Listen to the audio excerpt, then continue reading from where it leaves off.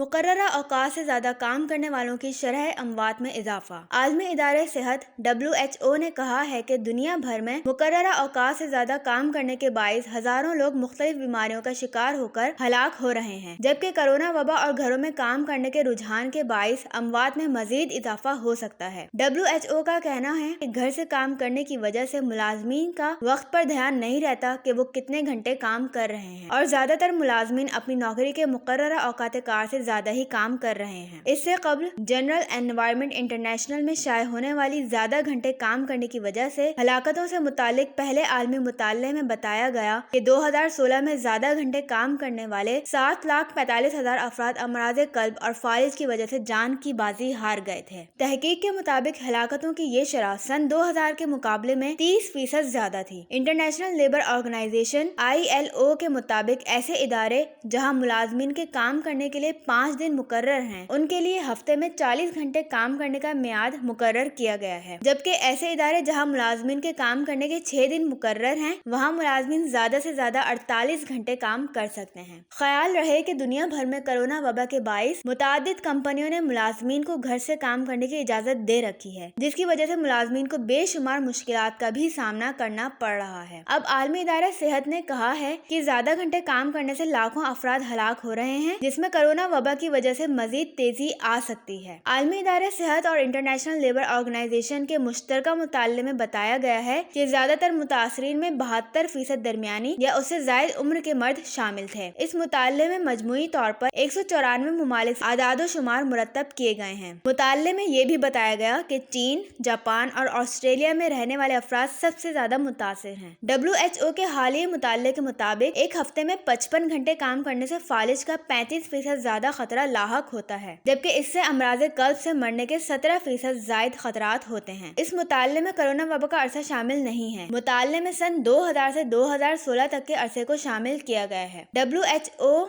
का कहना है कि आलमी वबा काम के औकात कार के रुझान में इजाफे को फरोग दे सकती है। उनके बकौल एक अंदाजे के मुताबिक कम अज कम 9% अफराद मुकर्ररा औकात से ज्यादा काम कर रहे हैं। आलमी इदारे सेहत के सरबराह टेड्रोस एडहानोम गब्रियास का कहना है कि उनका अमला और वो खुद भी कोरोना वबा के दौरान जायद घंटे काम कर रहे हैं। दूसरी जानिब आलमी इदारे सेहत के महकमा पब्लिक हेल्थ और माहौलियात के डायरेक्टर डॉक्टर मारिया नैयरा का कहना है कि वो इस तहकीक की रोशनी में अपनी पॉलिसी में बेहतरी लाने की कोशिश करेंगी। WHO के तकनीकी अफसर फ्रैंक पिगा का कहना है कि काम करने के घंटों को कम करना मुलाजमीन के लिए फायदेमंद साबित होगा, क्योंकि इससे मुलाजमीन की कारकर्दगी में इजाफा होता है। उनके बकौल वबाई अमराज की वजह से मुआशी बहरान के दौरान मुलाजमीन के काम करने के औकात में इजाफा न करना दानिशमंदी है। दूसरी जानिब पाकिस्तान में अगर देखा जाए तो मेहनत और मुशक्कत की सूरत हाल बिल्कुल मुख्तलिफ है। यहाँ लोग 12-12 घंटे दिन में काम करने पर मजबूर हैं। ये वो लोग हैं जो मुआशी मजबूरी के तहत मुकर्ररा औकात से ज्यादा दिहाड़ी लगाते हैं। इसके अलावा फैक्ट्रियों में काम करने वाले मुलाजमीन की ख्वाहिश होती है कि उन्हें इतवार या तातील वाले दिन भी